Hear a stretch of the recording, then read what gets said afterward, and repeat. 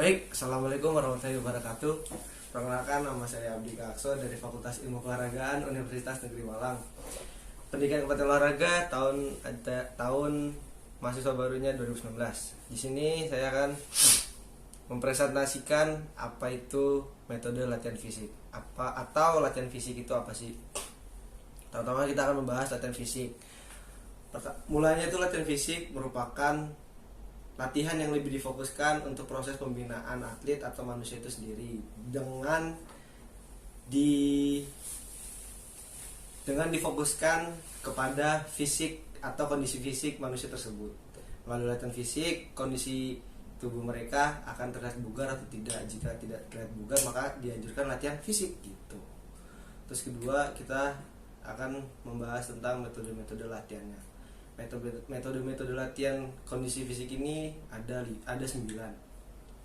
Pertama, strength atau kekuatan. Nah, strength ini merupakan kemampuan otot untuk melakukan kontraksi guna membangkitkan tegangan terhadap suatu tahanan.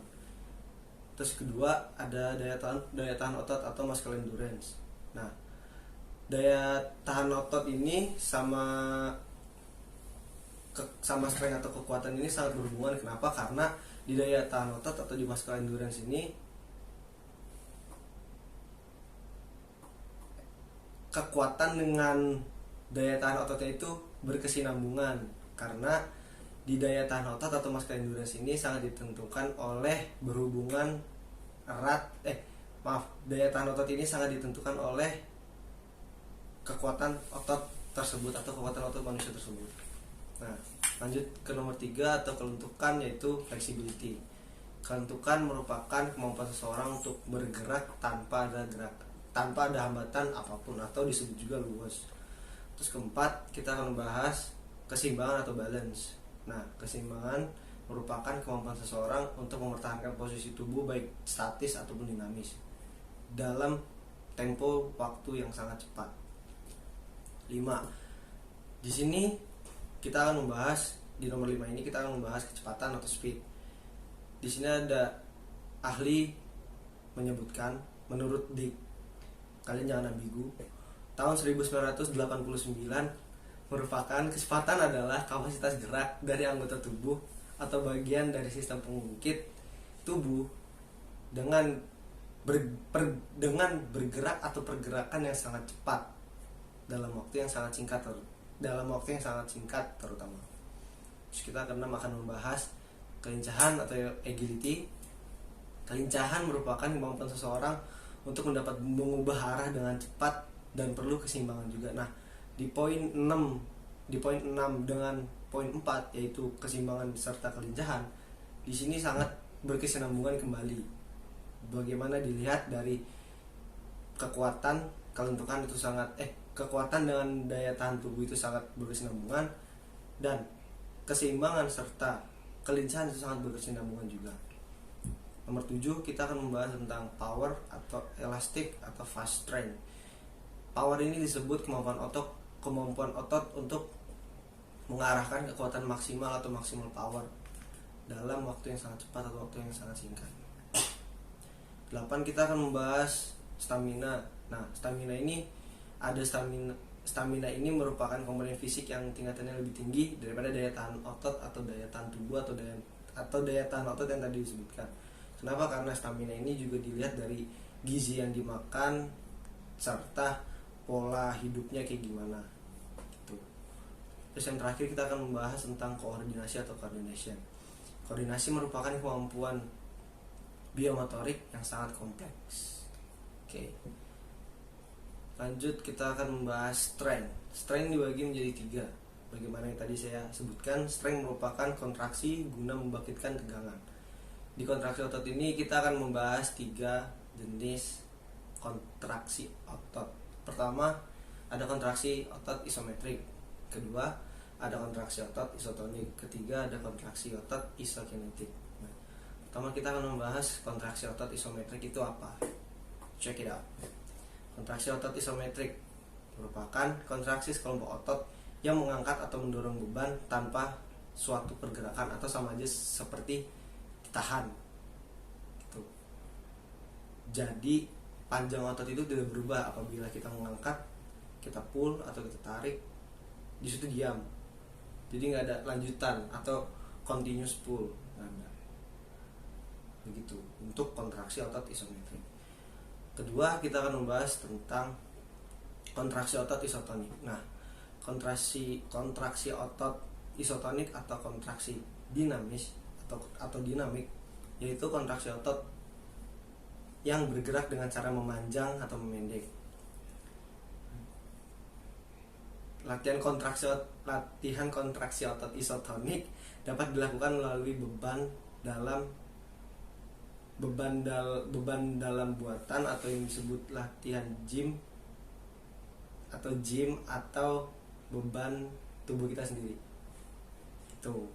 Nah, terus yang ketiga, kita akan membahas kontraksi otot isokinetik. Kontraksi otot isokinetik yaitu kontraksi otot yang mendapatkan tahanan yang sama melalui seluruh ruang geraknya sehingga otot bekerja secara maksimal. Nah, di sini ada alat yang khusus untuk mengukur kontraksi otot isokinetik seseorang, yaitu disebut Cybex Isokinetic Exerciser. Gitu. Oke, untuk strength itu saja yang bisa dibahas. Kita akan lanjut ke daya tahan otot atau muscle endurance. Let's go. Oke, selanjutnya kita akan membahas daya tahan otot atau muscle endurance. Daya tahan otot, bagaimana yang tadi saya sudah sebutkan, merupakan daya tahan otot sangat ditentukan dan berhubungan erat dengan kekuatan otot atau strength yang tadi kita bahas. Nah, di daya tahan otot ini atau muscle endurance ini kita akan membahas juga tentang macam-macam latihannya. Di sini saya mengutip ada 2 latihan yang sangat bagus atau berpotensi untuk meningkatkan daya tahan otot kita atau daya tahan tubuh kita, yaitu ada fartlek dan interval training. Check it out, fartlek atau endurance training. Nah, disebut juga sebagai speed play, yaitu sistem latihan endurance yang maksudnya untuk membangun atau mengembalikan kembali daya tahan otot atau daya tahan tubuh kita selama kita masih hidup. Enggak. Jadi itu kalau misalkan kita jarang olahraga atau kita nggak pernah kegiatan, terus kita ingin kembali bugar atau kembali membangkitkan semangat kita atau daya tahan tubuh kita, ya kita bisa juga dari latihan fartlek ini atau endurance training ini. Itu. Nah, di sini fartlek diciptakan oleh Gustav Holmer dari Swedia. Oke, kita akan lanjut ke interval training atau endurance training. Let's go. Interval training yaitu sistem latihan yang diselingi interval atau istirahat atau berupa masa istirahat. Nah, latihan interval training ini tuh kayak sirkuit jogging. Jadi kalau misalkan kita target 16 menit kita dapat berapa putaran. Nah, itu kan biasanya kita kayak gitu. Nah, tapi kalau misalkan kita mau buat latihan endurance atau muscle endurance atau daya tahan tubuh, kita bisa nih, kita lari atau jogging misalkan 8 menit itu atau 4 menit pertama tuh kita warming up sambil stretching statis gitu, stretching dinamis gitu kan. Terus baru jogging dinaikin lagi temponya. Terus 1 menit berikutnya kita istirahat, tapi istirahatnya kita jalan cepat gitu. Terus kalau misalkan selanjutnya kayak gitu lagi, kayak warming up lagi, terus istirahatnya tetap 1 menit, selanjutnya dan selanjutnya gitu. Itu untuk muscle endurance atau endurance. Nah, selanjutnya kita akan membahas kelentukan atau flexibility. Nah, bagaimana tadi yang saya sudah sebutkan, kelentukan merupakan kemampuan seseorang untuk bergerak lebih luas atau tidak ada hambatan. Nah, seperti kayak atlet pada gimnasium yang lompat muter-muter gitu. Nah, di sini ada faktor yang sangat diperhatikan untuk menjaga atau membuka atau meningkatkan kelentukan pada kalian. Nah, di sini ada faktor utama itu sendi, elastisitas otot, dan ligamen. Nah, di sini ada beberapa latihan juga yang bisa untuk meningkatkan kelentukan atau flexibility. Pertama kita stretching biasa, terus kita ada split, terus ada bird and dog, terus kita ada hip warming up atau pinggang yang kita latih gitu. Itu dari kelentukan dan flexibility. Itu dari kelentukan atau flexibility. Selanjutnya kita akan bahas keseimbangan atau balance. Nah, bagaimana tadi yang saya sudah sebutkan, balance merupakan kemampuan seseorang untuk mempertahankan posisi tubuh baik dinamis dan statis. Nah, di beberapa atlet seperti cabang olahraga bola basket ya, itu sangat diperhatikan sekali. Kenapa? Karena jika kita udah melayang di udara atau kita udah mau menaruh bola di dekat ring, jika ada lawan yang nyamber atau lawan yang hadang, itu kita kan dibutuhkan di atas tuh badan kita harus kayak gimana, otak kita juga harus jalan.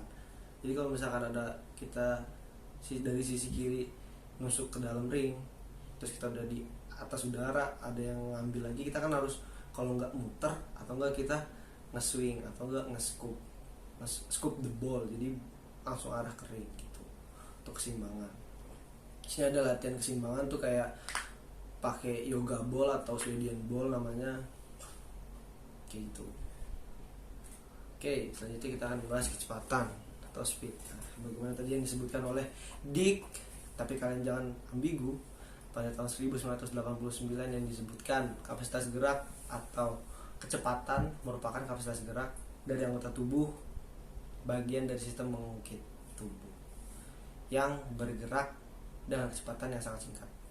Gitu dengan kecepatan yang tinggi dan waktu yang singkat. Nah, di sini ada 6 latihan yang bisa kita tingkatkan untuk meningkatkan kecepatan atau speed. Di sini ada melatih reaksi, mempercepat kapasitas gerak, kapasitas untuk mengukur keseimbangan kecepatan atau mengatur keseimbangan pada kecepatan. Keempat, meningkatkan kecepatan maksimal. Oke. Terus kelima, kita ada mempertahankan kecepatan maksimal tersebut. Terus yang terakhir, daya tahan pada kecepatan. Oke, kita akan bahas. Nah, di sini ada Usain Bolt, foto Usain Bolt lagi lari.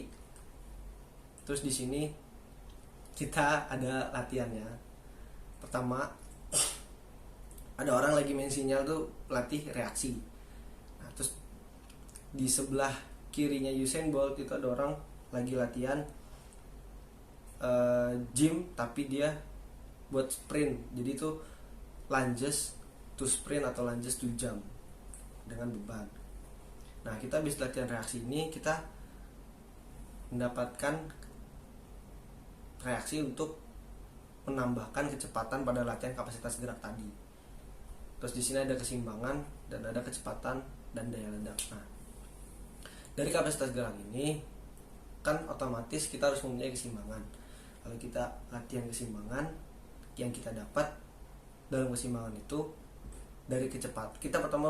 Kita sudah mendapatkan pertama tuh kecepatan.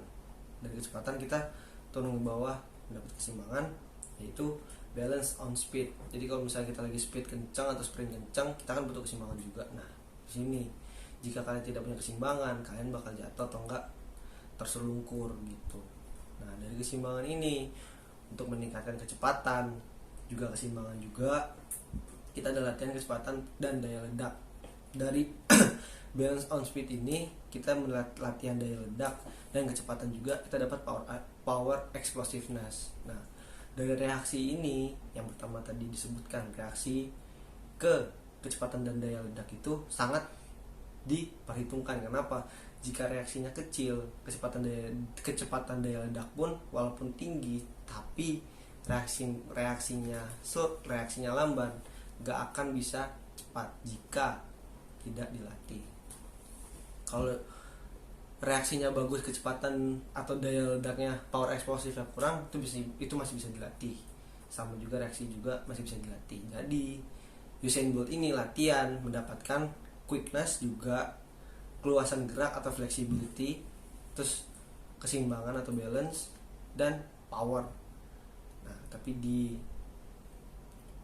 disebutkan dengan yang lain, quickness, keluasan gerak atau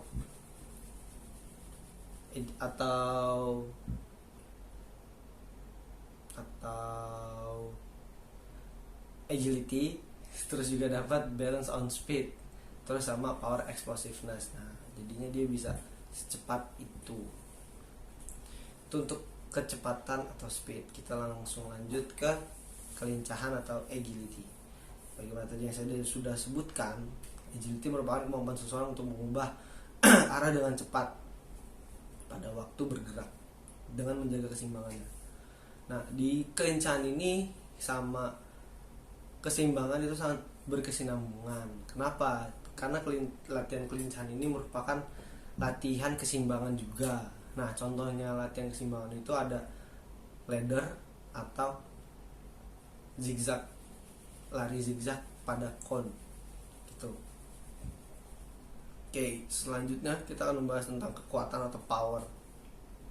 Power merupakan kemampuan otot yang mengarahkan kekuatan maksimal dalam waktu yang sangat cepat. Tadi saya sebutkan. Nah, di power ini ada dibagi power normal dan power eksplosif atau explosiveness. Bagi olahraga-olahraga yang sangat membutuhkan daya ledak atau eksplosif, itu sangat berguna dan disarankan juga untuk latihan kekuatan juga. Kenapa? Karena misalkan kayak cabang olahraga basket, kita nggak ada power atau daya ledak untuk menghantam lawan, atau daya ledak sama eksplosif atau eksplosifnya buat ngedang atau nombok atau lay up, itu sama aja ya bohong gitu loh. Jadi nggak ada kemampuan buat meraih gitu, bukan meraih cewek saja, untuk effortnya. Nah, selanjutnya kita akan membahas daya tahan atau stamina.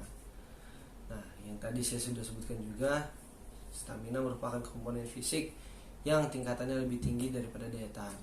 Nah, kenapa lebih tinggi? Karena daya tahan ini oke lah, latihannya juga ada yang murah dan ada yang susah, dan ada yang mahal. Yang gampang adalah kita jogging setiap pagi atau setiap siang atau setiap sore. Nah, yang lebih tinggi lagi itu juga dilihat dari gizinya dan pola aktivitas yang dilakukan manusia tersebut. Jika pola aktivitasnya tidak beraturan, daya tahan tubuhnya atau imun tubuhnya itu bisa ambiar atau bubar atau jelek. Untuk membangkitkannya pun itu harus membutuhkan waktu yang lama, atau jika ingin cepat dari manusia itu sudah berpikir bahwa saya harus kembali bugar, dan apa yang harus saya lakukan. Caranya pertama, pola aktivitasnya dirubah, makan makanannya dirubah, 4 sehat 5 sempurna atau 4 sehat 1 nambah, gak apa-apa. Terus juga latihannya dikontrol dan diukur dari intensitas rendah, tengah atau medium, high sama advance gitu. Nah, dari daya tahan ini juga dilihat daya kerja jantungnya atau kardiovaskulernya. Jika daya tahan tubuh manusia itu jelek atau kurang, pasti dia kan juga gampang mudah sakit. Nah, dari daya tahan ini juga latihannya yang pas tuh dari awal tuh biasanya untuk kardiovaskulernya ditingkatkan kembali. Itu dari yang rendah baru yang naik sama yang tadi seperti saya sebutkan tuh. Oke, untuk yang selanjutnya kita ada latihan atau metode latihan koordinasi atau coordination. Bagaimana yang tadi saya sebutkan, merupakan kemampuan biomotorik yang sangat kompleks. Di sini juga ada ahli yang menyebutkan, menurut Bompa tahun 1994, koordinasi kaitannya sangat erat dengan kecepatan, kekuatan, daya tahan, dan kelentukan. Kenapa? Jika dari 4 unsur ini, kecepatan, kekuatan, daya tahan, dan kelentukan ini jelek, koordinasinya pun jelek walaupun mereka pintar dan IQ-nya tinggi. Kenapa? Jangan bilang jadi atlet itu gampang. Jadi atlet itu lumayan rumit jika tidak ditekuni dengan senang hati. Nah, koordinasi, kecepatan. Jika kita latihan reaksi itu kan membutuhkan kecepatan juga. Kita latihan con atau agility atau ladder, kita kan membutuhkan kecepatan, kekuatan, dan kelentukan pada gerak. Terus daya tahan tubuh atau daya tahan jantung kita atau kardiovaskular kita jelek, latihan koordinasi ini juga cukup melelahkan. Seperti suicide itu latihan koordinasi juga, latihan touch atau touch the con, pull back and touch the con to front, itu juga lumayan membuat kita terhengah-hengah atau tersengah-sengah. Nah, dan kelentukan juga dari koordinasi ini sangat berkesinambungan. Kenapa?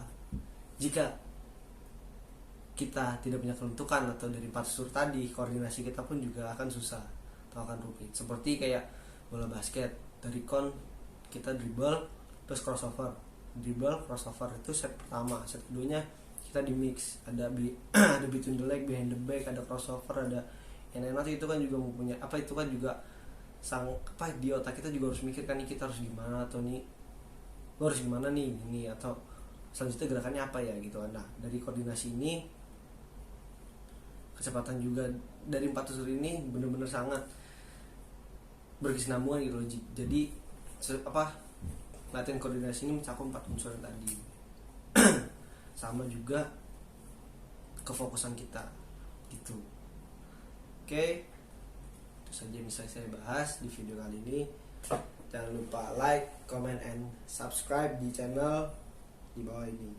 Oke, saya Abdi Karso dari Universitas Negeri Malang, Fakultas Ilmu Keolahragaan, jurusan Pendidikan Kepala Olahraga, tahun 2019. Peace, not war, FIK, care, Universitas Negeri Malang. Semoga kita bertemu kembali. Bye. Shabbat shalom. Shalom.